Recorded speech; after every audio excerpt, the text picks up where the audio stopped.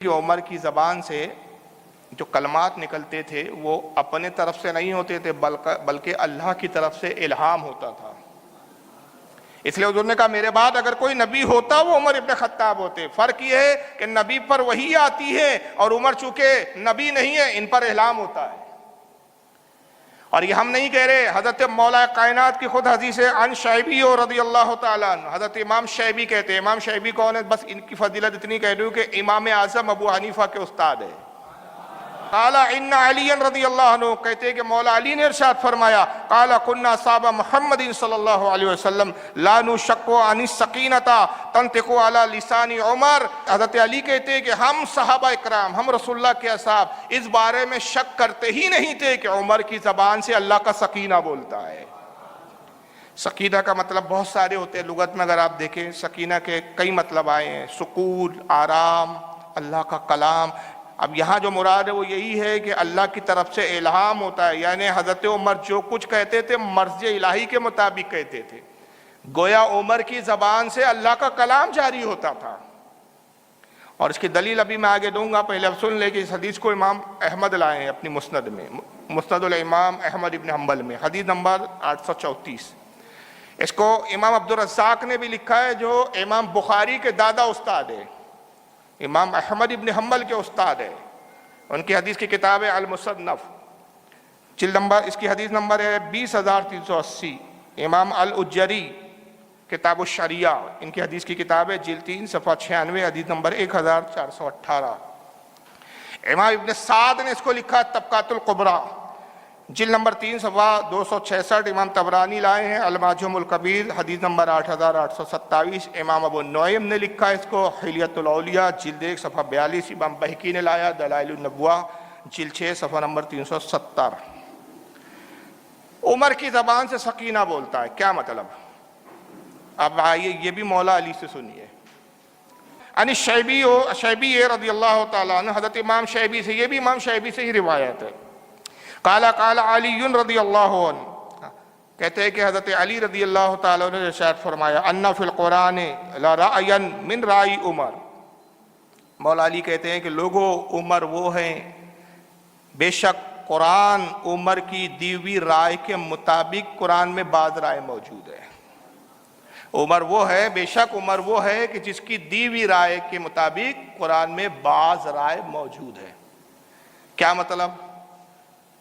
مطلب یہ ہے کہ کسی معاملے میں حضرت عمر نے مشورہ دیا، اس مشورے کو رسول نے بھی پسند کیا، اللہ نے بھی پسند کیا، اور اللہ نے عمر کے مشورے کے مطابق قرآن میں اس آیت کو نازل کر دیا۔ گویا اللہ عمر کی رائے کو بھی پسند کرتا ہے۔ اس حدیث کو امام ابن عساکر نے لکھا تاریخ دمشق، جلد 44 صفحہ نمبر 95۔ امام سیوطی لائے ہیں اس کو تاریخ الخلفاء، صفحہ نمبر 122۔ اب میں یہاں کچھ دلائل کے طور پر اس حدیث کے ضمن میں 5 میں چیزیں آپ کو بتا رہا ہوں کہ عمر رضی اللہ تعالیٰ عنہ نے رائے دی، اللہ نے رائے کو پسند کیا۔ حضرت عمر ہی کے جملوں میں جو جملے حضرت عمر نے کہے، جو رائے عمر نے دی، اس رائے کے ہی مطابق، ان جملوں کے مطابق ہی قرآن کی آیتیں نازل ہوئی۔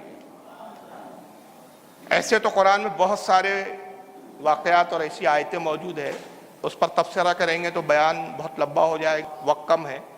5 میں واقعہ سنا رہا ہوں اور اس کے تعلق سے 5 قرآن کی آیتیں، صرف 5، اور 5 اس لیے کہ پنجتن پاک کی نسبت آ جائے۔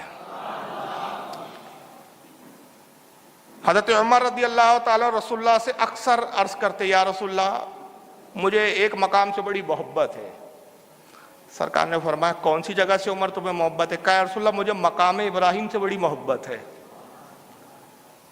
کہا عمر تم مقام ابراہیم کو کیوں محبوب رکھتے ہو؟ یا رسول اللہ آپ کے جد، آپ کے والد ابراہیم علیہ السلام نے اسی پتھر پہ کھڑے ہو کر خانہ کعبہ کی تعمیر کی تھی، اگر اس پتھر پہ کھڑے ہو کے وہ کعبے کی تعمیر نہ کرتے یا رسول اللہ تو ہمیں کعبہ نہ ملتا۔ ہمیں رب نے اپنا ایک گھر عطا کیا، اور یہ گھر کی تعمیر اسی پتھر پہ ہوئی جس پہ آپ کے جد، آپ کے والد ابراہیم کے قدم لگے۔ تو اللہ کے نبی یہ پتھر مجھے بڑا محبوب ہے، تو میری خواہش ہے کہ کیوں نہ ہم اس پتھر کے قریب نماز پڑھیں، پتھر کے قریب نماز پڑھیں۔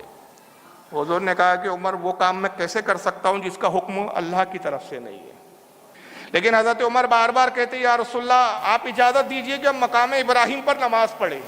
حضور کہتے وہ کام میں کیسے کر سکتا ہوں جس کا حکم مجھے رب نے نہیں دیا. حضرت عمر اصرار کرتے رہے اور پھر ایک بار یہ قرآن عظیم کی آیت حضرت عمر کی خواہش کے مطابق نازل ہوئی اور حضرت عمر کے جملے تھے یا رسول اللہ کیوں نہ ہم مقام ابراہیم کو نماز کی جگہ بنا لیں. جو عمر کے جملے تھے انہی جملوں میں قرآن کی آیت نازل ہوتی ہے. پارہ نمبر 1 سورہ بقرہ آیت 125 وَاتَّخِذُوا مِن مَقَامِ إِبْرَاهِيمَ مُصَلًّى. اے ایمان والو مقام ابراہیم کو اپنی نماز کی جگہ بنا لو. یہ حضرت عمر کی خواہش کے مطابق یہ آیت نازل ہوتی ہے اور اس وقت سے لے کر آج تک حاجیوں پر لازم ہے کہ مقام ابراہیم پر حاجی نماز پڑھتے ہیں.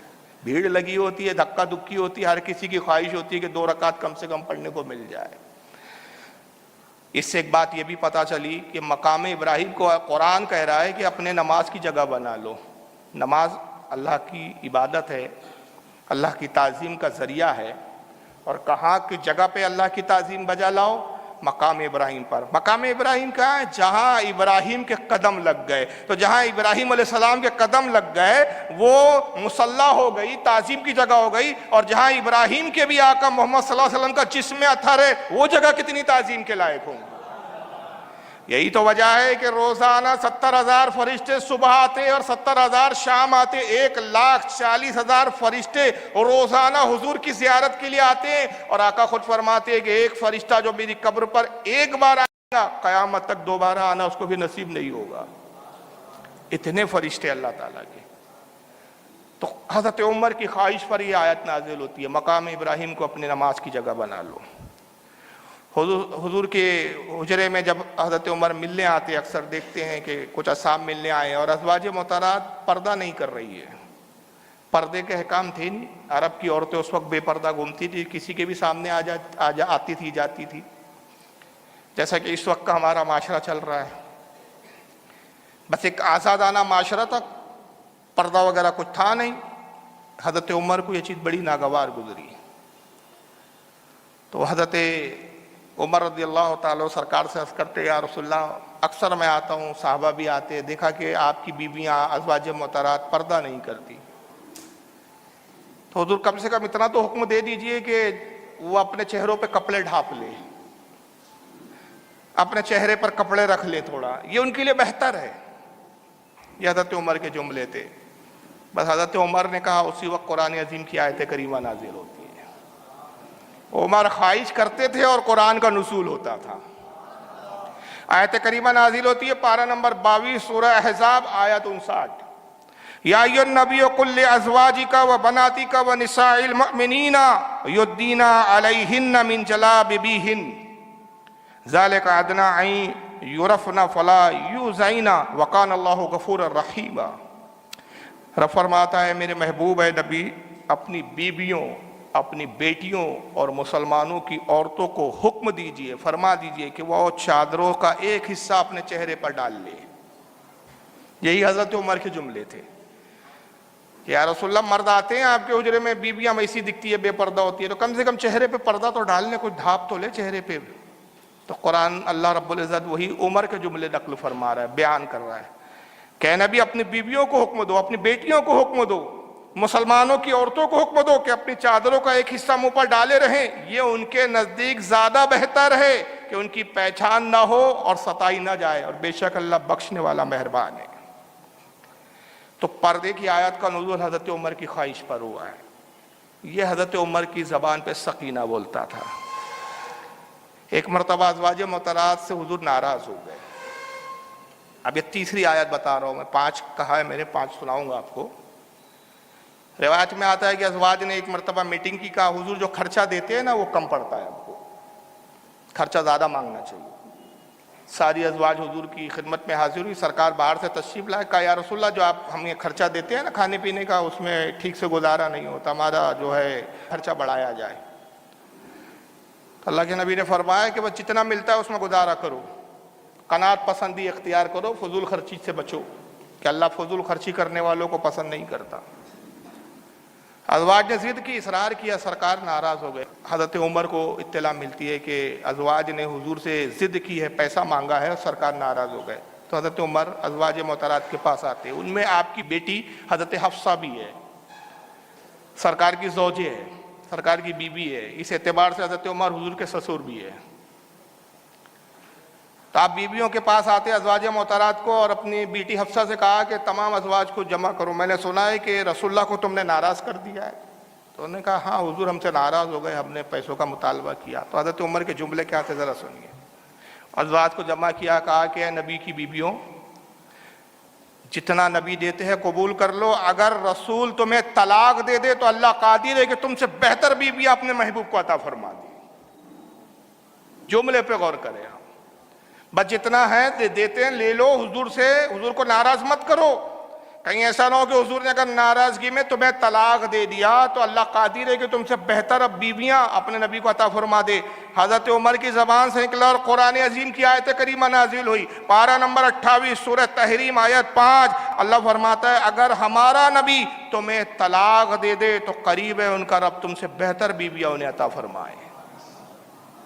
وہی جملے میں قرآن نازل ہو رہا ہے. اور جب یہ آیت نازل ہوئی ازواج محترات دھاڑے مار کے رونے لگی, حضور کے قریب آتی ہیں اور مچل جاتی ہیں اور عرض کرتی ہے یا رسول اللہ خدا کے واسطے ہم بھوکا رہنا گوارا کر لیں گے, ہم فاقے کر لیں گے, مگر سرکار اپنی زوجیت سے ہمیں منع نکالے, ہمیں طلاق نہ دے سرکار, کہ قیامت کے دن اس سے بڑھ کر کوئی نام و اکرام نہیں کہ ہم آپ کی بیویوں میں اٹھائی جائے اور جنت میں آپ کے محلوں میں آپ کے ساتھ رہیں. معافیہ مانگتی ہے اور پھر حضور راضی ہو جاتے ہیں. تو قرآن عظیم حضرت عمر کی رائے کے مطابق نازل ہوتا ہے. مدینے میں ایک بہت بڑا منافق مرتا ہے, نام ہے عبداللہ ابن ابی. رئیس المنافق کہا گیا ہے اس کو, رئیس المنافقین, منافقوں کا سردار تھا. بہت پڑھا لکھا شخص تھا یہ عبداللہ. پڑھے لکھے ہونے کی بنیاد پہ اس کا گمان خیال یہ تھا کہ میں نبی بن سکتا ہوں. خواب دیکھتا تھا کہ جبریل آئیں گے آج نہیں تو کل اور اعلان کر دیں گے مبارک ہو تم نبی ہو. خبر ملی کہ مکہ میں حضور صلی اللہ علیہ وسلم نے نبوت کا اعلان کر دیا ہے. بڑا غصہ ہوا, اندر سے بڑا کوڑا, حسد ہو گیا رسول اللہ سے, کر کچھ نہیں سکتا تھا. طاقت و قوت استطاعت اتنی رکھتا نہیں تھا کہ حضور کو کوئی نقصان پہنچائے. سرکار مکے سے ہجرت کر کے مدینے آئے. جب مدینے آئے تو اس نے دیکھا کہ صاحب یہاں تو ماحول اتنا ہے کہ ہر کوئی محمد صلی اللہ علیہ وسلم کے گن گا رہا ہے, سارے قبیلے انصار کے لوگ حضور کی غلامی میں آ گئے ہیں, اگر میں نے کھل کر مخالفت کی تو مارا جاؤں گا, سب مل کے مجھے ہی نہ قتل کر دے. تو منافقت شروع کر دی. ظاہری طور پر ایمان کا اظہار کیا, اندرونی طور پر اسلام کو نقصان پہنچاتا تھا. سازشیں کرتا, یہودی اور عیسائیوں کو مدینے کی حضور کی خفیہ خبریں پہنچاتا تھا. اس کی منافقت کھل بھی گئی, لوگ جانتے بھی تھے کہ پکا منافق ہے. کئی بار اس کی شرارتیں, اس کی منافقت ظاہر ہوئی اور لوگوں کے سامنے آئی, مگر اللہ کے نبی صلی اللہ علیہ وسلم فرماتے تھے کہ اس کو اس کے حال پر چھوڑ دو, اور سرکار اس کے حق میں دعا کرتے کہ اللہ اس کو توفیق دے کہ سچے دل سے ایمان لائے. یہاں تک کہ اس نے ایک بار یہ تک کہہ دیا جب غزوہ احد کے لیے سرکار گئے اور اس کو خبر لگی کہ غزوہ احد میں شکست ہو گئی ہے, تو اس نے جوش میں کہا کہ ہم عزت والے ذلت والوں کو مدینے سے نکال دیں گے, معاذ اللہ استغفر. یعنی حضور کو اور ان کے اصحاب کو ذلت والے کہہ رہا ہے اور اپنے آپ کو کیا کہہ رہا ہے, عزت والے. کہا ہم عزت والے ذلت والوں کو مدینے سے نکال دیں گے. حضور مدینے میں آئے اور اللہ تعالیٰ نے حضور صلی اللہ علیہ وسلم کو اس کی یہ خفیہ بات جو اس نے اپنے حوالی ممالیوں کے درمیان میں کی تھی, اللہ نے ظاہر فرما دی. اے حبیب اس کا یہ ارادہ یہ کہتا ہے. حضور نے بلایا اور کہا کہ تم نے ایسا ایسا کہا, تو انکار کر دیا. یہ منافقوں کی فطرت ہوتی ہے, بولیں گے بعد میں مکر جائیں گے. کہا محمد میں نے ایسا ہی کہا ہی نہیں. آپ نے فرمایا میرے رب نے مجھے جبریل کے ذریعے خبر دی. عبداللہ ابن ابی کا ایک بیٹا تھا عبداللہ, ان کا بھی نام, بیٹے کا بھی نام عبداللہ تھا, باپ کا بھی نام عبداللہ, بیٹے کا بھی نام عبداللہ. وہ حضور کی خدمت میں آئے, جب قرآن کی آیت ان کے کانوں میں پہنچی, عرض کیا یا رسول اللہ اجازت دیجئے ابھی جا کے عبداللہ ابن ابی اپنے باپ کا سر قلم کر کے آپ کے قدموں میں لے آتا ہوں. کہ اس کی یہ جرأت کہ آپ کو مدینے سے نکالیں گا, سرکار ساری کائنات آپ کی ہے, یہ کون ہوتا ہے خبیث آپ کو مدینے سے نکالنے والا. حضور نے فرمایا کہ عبداللہ میں تیرے جذبے کی قدر کرتا ہوں, لیکن اپنے باپ کو اس کے حال پر چھوڑ دے. میں نہیں چاہتا کہ بیٹا باپ کو قتل کرے اور تاریخ یہ لکھے کہ محمد ایسا دین لایا جس کی وجہ سے بیٹوں نے باپوں کو قتل کیا ہے. چھوڑ دے اس کے حال پر. خیر منع کر دیا، ورنہ بیٹے کا جذبہ تو یہی تھا کہ باپ کو مار دے. بہرحال یہ کچھ عرصے کے بعد بیمار ہوا اور ذلت کی موت مرا. تو حضرت عبداللہ آتے ہیں رضی اللہ تعالیٰ عنہ، کہتے ہیں یا رسول اللہ میرا باپ مر گیا. میں جانتا ہوں منافق تھا، نفاق اور کفر پر مرا، لیکن سرکار میری پھر بھی خواہش ہے کہ آپ اس کی نماز جنازہ پڑھ دیں، قبر میں اس کی تدفین کر دیں، اور حضور میری خواہش ہے کہ آپ اپنا کرتہ مبارک دے دیں تاکہ بطور تبرک میں اس کے کفن میں ڈالوں. کہ امید ہے کہ آپ کی نماز جنازہ پڑھنے اور آپ کے کرتہ شریف کے تبرک سے اعصاب میں اس کے کچھ کمی ہو جائے. تو آقا صلی اللہ علیہ وسلم نے چونکہ صحابی تھے تو اب دیکھا کہ بھائی بیٹا ہے، حالانکہ باپ کفر پر مرا، منافقت پہ مرا، اب بیٹا ہے، بات کر رہا ہے، صحابی ہے میرا، تو حضور نے ان کی بات کو قبول کر لیا. اب سرکار نماز جنازہ پڑھنے کے لیے نکلے، حضرت عمر پیچھے آتے ہیں، عرض کرتے یا رسول اللہ آپ منافق کا نماز جنازہ پڑھائیں گے؟ آپ نے فرمایا ہاں. حضرت عمر حیران ہو گئے، تعجب ہے، یا رسول اللہ آپ منافق کا نماز جنازہ پڑھائیں گے؟ اچھا یہاں پر میں رک کے ایک بات عرض کروں کہ بہت سارے مکار لوگ کیا کرتے ہیں، ان مکاروں میں ایک بہت بڑا مکار ہے اس وقت پاکستان کا ہے، جس کا نام ہے طارق جمیل. اس کی ویڈیو ہے، رو رو کے ڈرامے کر کے کہتا ہے کہ تم ایک دوسرے کے پیچھے نماز نہیں پڑھتے ہو، ایک دوسرے کو برا کہتے ہو، ایک دوسرے کی مسجد میں نہیں جاتے ہو، میرے نبی نے تو منافق کا بھی جنازہ پڑھایا. تمہیں شرم نہیں آتی؟ تم بھی پکے منافق ہو کہ بات ادھوری کرتے ہو. یہ منافقوں کی فطرت ہوتی ہے کہ اپنے مطلب کی بات سنائیں گا اور جو اس کے مطلب کی نہیں ہے اس کو چھپا دیں گا. تو اس کی ویڈیو جس میں روتا ہے، وہ آنسو ٹپک رہے اس کے، تم مسجد میں نہیں جاتے ہو، نماز نہیں پڑھتے ایک دوسرے کو کافر کہتے ہو، میرے نبی نے تو منافق کی نماز جنازہ پڑھا دی. عبداللہ یا رسول اللہ کرتا دیجئے، میرے نبی نے کرتا دے دیا، تم نماز نہیں پڑھتے ہو. خبیث کی اولاد، پورا واقعہ سنا آگے کا. اتنے بدماش ہوتے ہیں یہ لوگ. یہی وجہ ہے کہ اہل سنت کے علماء نے جب بھی ان سے کہا کہ بھائی تم سچے ہو تو مناظرہ کر لو، تو یہ مناظرہ نہیں کرتے. تو اس پر میں ایک جملہ کہتا ہوں، یہ اس لیے سامنے بیٹھتے، ان کو بھی پتا ہے جس دن ہم علماء اہل سنت کے سامنے بیٹھ جائیں گے ہمارے کفر و نفاق کھل جائیں گے اور ہماری حالت ایسی ہو جائیں گی کہ پاجامہ آگے سے گیلا اور پیچھے سے پیلا ہو جائے گا. اس لیے نہیں بیٹھتے، صرف مکاریاں کرتے ہیں، دھوکے دیتے ہیں لوگوں کو، اور ایسوں کو پکڑتے ہیں جن کو بیچاروں کو کچھ زیادہ سمجھتا نہیں. اب میں ابھی پورا تفصیل سے واقعہ سنا رہا ہوں آپ کو. حضرت عمر کو حیرانی ہوئی کہ یا رسول اللہ منافق کا نماز جنازہ پڑھیں گے؟ سرکار جو اب جملہ ارشاد فرماتے ہیں کہ اے عمر، میرے رب نے مجھے منع نہیں کیا ہے، میرے رب نے مجھے روکا نہیں ہے، میرے رب نے مجھے اجازت دی، چاہے میں ان کے حق میں دعا کروں چاہے نہ کروں. اگر میں 70 بار بھی ان کے لیے استغفار کروں تو رب فرماتا ہے حبیب یہ آپ کا رحمت للعالمین ہونے کا جذبہ ہے، یہ رحمت للعالمین ہونے کا تقاضا ہے کہ آپ ایسے بدترین منافقوں کے لیے بھی دعائیں مغفرت کرتے. لیکن حبیب اگر آپ 70 بار بھی استغفار کریں گے تو ہم ان کے حق میں بخشش قبول نہیں کریں گے، اس لیے کہ یہ آپ کے گستاخ ہے. آپ معاف کر دیں ٹھیک ہے، لیکن ہم نہیں معاف کریں گے.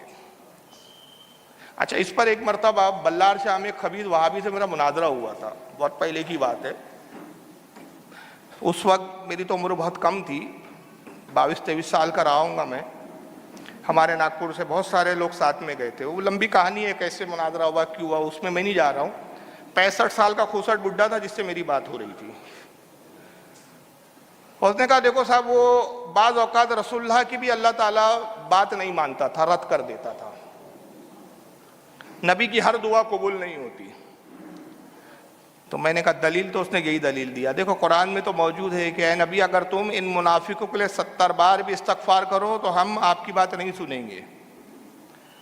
تو نبی کے چاہنے سے کچھ نہیں ہوتا. اصل میں موضوع کیا تھا کہ تقویۃ الایمان ایک کتاب ہے اسماعیل دہلوی کی، اس کے اندر اس نے لکھا کہ جس کا نام محمد اور علی ہے ان کے چاہنے سے کچھ نہیں ہوتا، ان کی کوئی ویلو نہیں ہے. یہ اگر کوئی چیز چاہے تو کوئی ضروری نہیں ہے کہ اللہ قبولی کر لے، ان کے چاہنے سے کچھ نہیں ہوتا. جو کچھ ہوتا ہے صرف اللہ صاحب کے چاہنے سے ہوتا ہے.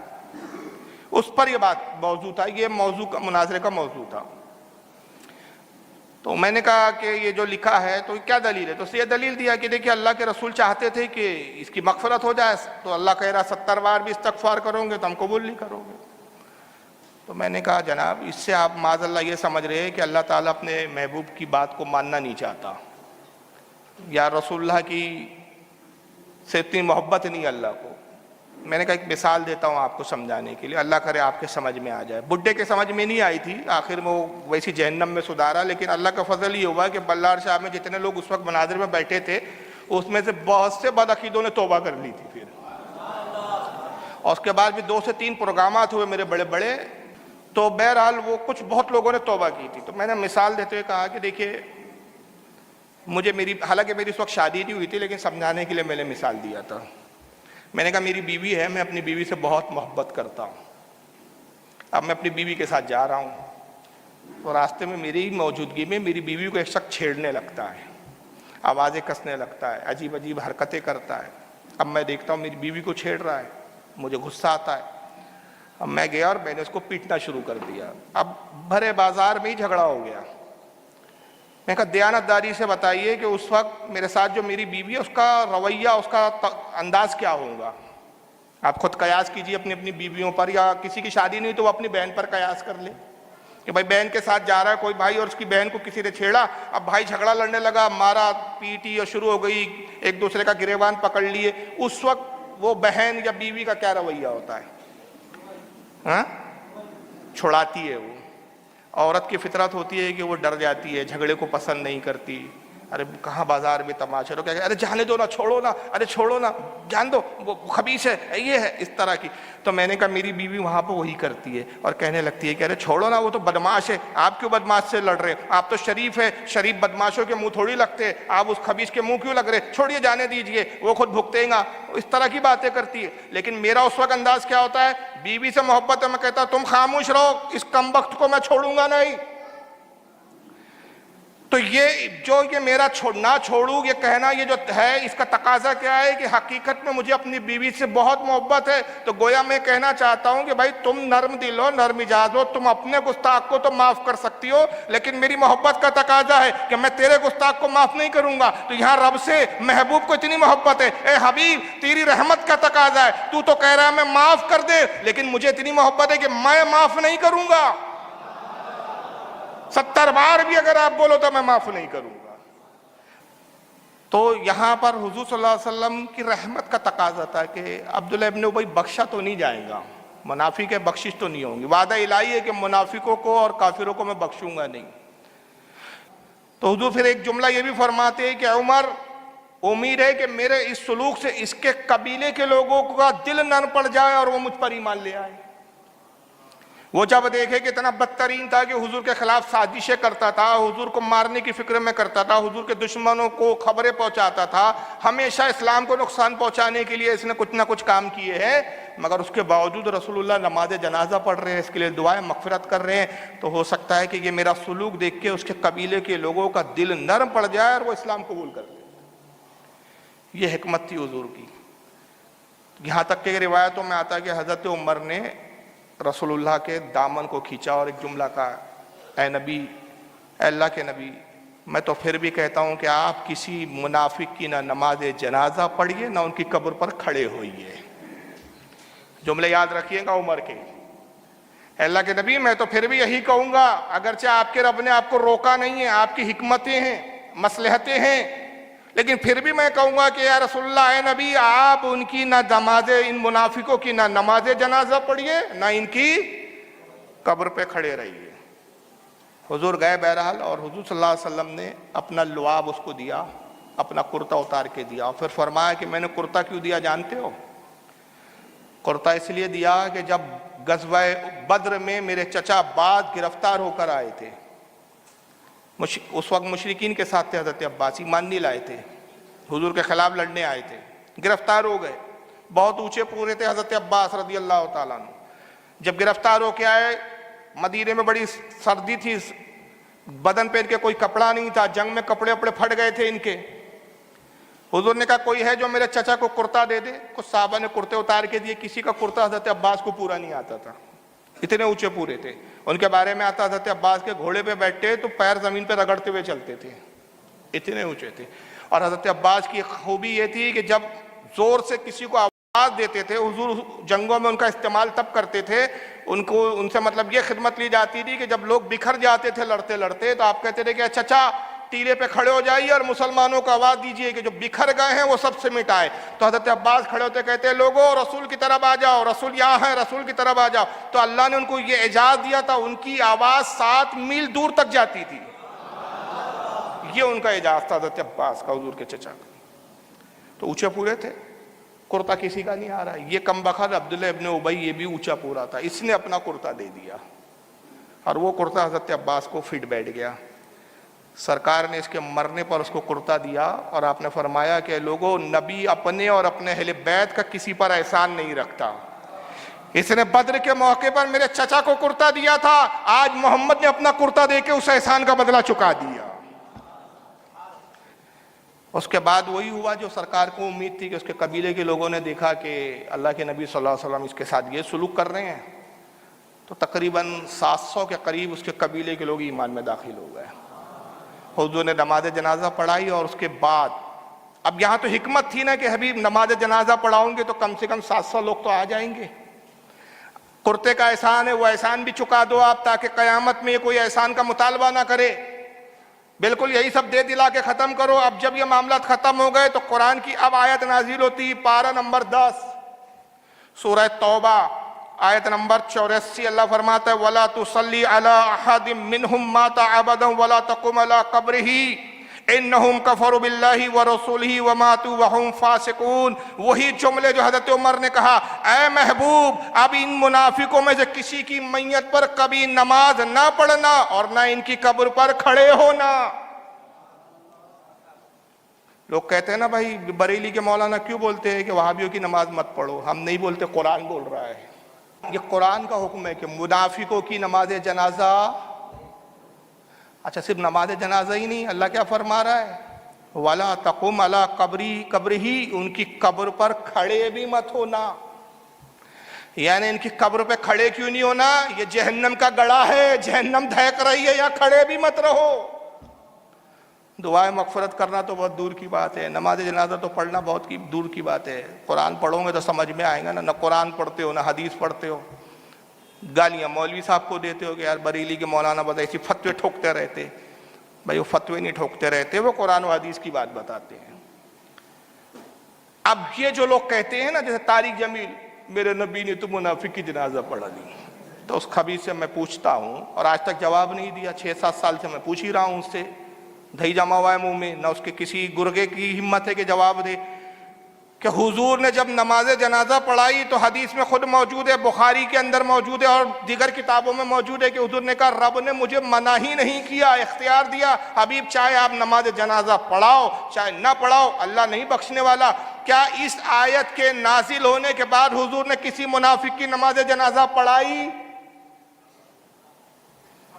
کوئی مائی کا لال دکھا دے. بھائی کوئی چیز کا جرم تب بنتا ہے, قانون بنتا ہے, جب تک قانون نہ ہو تو اس کے وہ کوئی کام جو ہے وہ جرم نہیں ہوتا. جیسے کہ مثال کے طور پہ سمجھنے کے لیے ہیلمٹ لگانا کمپلسری نہیں تھا بھائی, گاڑی کو بیٹھے ہیں آپ بنا ہیلمٹ کے گاڑی چلا سکتے تھے, چلا رہے ہیں آپ. اب قانون بنا کہ ہیلمٹ کمپلسری ہے, آپ کو ہیلمٹ لگانا ہی پڑے گا. اب قانون بننے کے بعد آپ ہیلمٹ نہیں پہن رہے اور بنا ہیلمٹ کے گاڑی چلا رہے ہیں, تو آپ مجرم ہوئے کہ نہیں ہوئے؟ آپ کا چالان بنے گا کہ نہیں بنے گا؟ آپ پہ جرمانہ عائد ہوں گا کہ نہیں عائد ہوں گا؟ اب پولیس والا آپ کو پکڑے اور کہے کہ بیٹا ہیلمٹ نہیں ہے تیرا, چل 600 روپے کا چالان بھر, تو کہیں گا ارے کیا بات کر رہے ہو یار, 10 سال پہلے تو میں بنا ہیلمٹ کے چلاتا تھا گاڑی. کہیں گے بیٹا 10 سال پہلے قانون نہیں تھا, قانون اب آیا ہے. تو جب قانون آ جاتا ہے تو اس کے خلاف ورزی کرنا کیا ہو جاتا ہے؟ جرم ہو جاتا ہے۔ تو جب تک قانون نہیں آیا کہ منافق کی نماز جنازہ مت پڑھو، تب اگر حضور نے پڑھ بھی دی تو کوئی جرم بھی نہیں ہے، کوئی اس پر جو ہے اعتراض بھی نہیں ہے۔ مگر جب قانون آ گیا، اللہ نے فرمایا بھائی بھی اب کے بعد ان منافقوں کی نماز جنازہ نہ پڑھنا اور نہ ان کے بعد ان کی کسی قبر پر کھڑے ہونا۔ وجہ کیا ہے؟ انہم کفروا باللہ ورسولہ، اس لیے کہ یہ اللہ رسول کے ساتھ کافر ہوئے، اللہ رسول کے منکر ہوئے، وماتوا وہم فاسقون، اور کفر ہی میں مر گئے۔ جب ثابت ہو گیا کہ کفر پر مرے، توبہ نہیں کیا، تب ان کی نماز جنازہ نہیں پڑھائی جائے گی۔ تو یہ چوتھا موقع تھا جہاں پر حضرت عمر کے ہی الفاظوں میں قرآن عظیم نازل ہوتا ہے۔ حضرت عمر شراب نہیں پیتے تھے۔ یہ ایک بڑی عجیب بات تھی کہ زمانے جہالت میں بھی شراب نہیں پیتے تھے، حالانکہ اس وقت شراب عام تھی، جوا عام تھا، جوا نہیں کھیلتے تھے، بلکہ شراب اور جوے سے بڑی نفرت تھی۔ تو شراب اور جوئے کے بارے میں کوئی قانون نہیں آیا تھا، اس وقت منع نہیں کیا گیا تھا، تو بہت سے اصحاب بھی شراب پیا کرتے تھے، ایمان لانے کے بعد بھی شراب پیتے تھے، کیونکہ منع نہیں کیا گیا تھا، روکا نہیں گیا تھا۔ اور عرب کے لیے، اہل عرب کے لیے شراب پانی کی طرح تھی، بلکہ کھانے کے ساتھ پانی کی جگہ شراب پیتے تھے وہ لوگ۔ حضرت عمر کو پسند نہیں آتی تھی۔ حضرت عمر کہتے تھے شراب پینے کے بعد آدمی بہک جاتا ہے، گالی گلوچ کرتا ہے، فتنہ کرتا ہے، اچھی چیز نہیں ہے یہ۔ تو آپ صحابہ سے جمع ہوتے کہتے کہ لوگوں شراب مت پیا کرو، جوا مت کھیلا کرو۔ تو ایک مرتبہ یہ ہوا کہ کچھ اصحاب کو سمجھا رہے، کہا کہ کیا تم اب شراب پیتے ہو، یہ بھی کوئی پینے کی چیز ہے؟ تو کہتے ہیں بھائی منع تو نہیں ہے شریعت میں، اس میں فائدے ہیں۔ شراب میں کیا ہے؟ فائدے ہیں۔ پھر انہوں نے فائدے گنوانے شروع کیے، بھائی اس سے انرجی ملتی ہے، ٹینشن ختم ہو جاتا ہے، سردیوں میں پیے تو ٹھنڈی نہیں لگتی، پاور محسوس ہوتا ہے، فائدے گنوا رہے۔ پھر جوا کے فائدے گنوانے لگے وہ لوگ جو جوا کھیلتے تھے، کہا بھائی کبھی کبھی لمبا ہاتھ مار لو تو وارے نعرے ہو جاتے ایک ہی دن میں۔ حضرت عمر کو سمجھانے لگے۔ حضرت عمر نے کہا کہ دیکھو میں پھر کہتا ہوں شراب بری چیز ہے۔ نہیں عمر اتنے فائدے گنوائے۔ تو حضرت عمر ایک جملہ بول کے وہاں سے اٹھ گئے، کہا اس میں فائدے تو ہے لیکن اس کے نقصان فائدوں سے زیادہ ہے۔ جملے کیا تھے؟ فائدے تو ہے اس میں، ٹھیک ہے شراب میں تم فائدے گنوا رہے ہو، میں بھی مان لیتا ہوں فائدے، لیکن فائدوں سے زیادہ اس میں، نفع سے زیادہ اس میں نقصان ہے۔ وہ صحابہ گئے، کہا چلو عمر بار بار جینا حرام کر دیا ہمارے، جہاں ملو تو شراب سے ہی روکتے رہتے ہم کو، حضور تو نہیں روکتے، یہ روکتے ہیں ہم کو، جوا کھیلتے ہوئے دیکھتے ہیں تو ہم کو ٹوکنا شروع کر دیتے ہیں، حضور ہی سے جا کے بات کرتے۔ تو آئے اور کہا یا رسول اللہ عمر ہم کو شراب سے پینے سے روکتے ہیں، جوا کھیلنے سے روکتے ہیں، آپ بتائیے حضور صلی اللہ علیہ وسلم، اللہ کے نبی آپ بتائیے ہم شراب پیے یا نہیں پیے۔ ہم نے عمر کو فائدے بھی گنوائے، پھر بھی عمر کہتے مت پیو۔ قرآن کی آیت نازل ہوتی ہے، پارہ نمبر 2 سورہ بقرہ آیت 219، یسألونک عن الخمر والمیسر قل فیما اسم کبیر ومنافع للناس واسمہما اکبر من نفعہما۔ اللہ فرماتا ہے محبوب آپ سے شراب اور جوئے کے بارے میں پوچھتے ہیں۔ اب حضرت عمر کا جملہ آ رہا ہے، آپ فرماؤ ان دونوں میں بڑا گناہ ہے، ہاں کچھ دنیاوی فائدے ضرور ہیں لیکن نقصان ان کے فائدوں سے زیادہ ہے۔ وہی جملے حضرت عمر کے نقل کر رہا ہے قرآن۔ محبوب آپ سے شراب اور جوئے کے بارے میں پوچھتے ہیں تو آپ فرمائیے گناہ ہے یہ، اور اس میں کچھ دنیاوی فائدے ضرور ہے، دنیاوی اعتبار سے فائدے ضرور ہے لیکن اس میں نقصان زیادہ ہے۔ تو صحابہ نے اتنی شراب پھینکی، روایت میں آتا ہے کہ 3 دن تک مدینے کی نالیوں میں سوائے شراب کے کوئی چیز بہتی نہیں تھی، اتنے مٹکوں میں اسٹاک رہتا تھا گھروں میں شراب۔ 3 دن تک یہی سلسلہ چلا کہ ڈرام کے ڈرام اور وہ برتن بھرے بڑے بڑے جو برتن بناتے تھے شرابوں کے لیے وہ نالیوں میں پھینکتے تھے، اور نالیوں میں صرف شراب بہتی تھی۔ تو یہ 5واں موقع تھا کہ حضرت عمر رضی اللہ تعالیٰ عنہ کے ہی الفاظ میں قرآن عظیم نازل ہو رہا ہے۔ اسی لیے مولا علی فرماتے ہیں کہ عمر کی زبان سے سکینہ بولتا ہے۔ ایک ایک حدیث پر، ایک ایک چیزوں پر تفصیلات ہے، اگر اس کو جاؤ تو تب سمجھ میں آتا ہے کہ یہ جملے کیوں ہمارے بزرگوں کے ساتھ جڑ ہوئے ہیں۔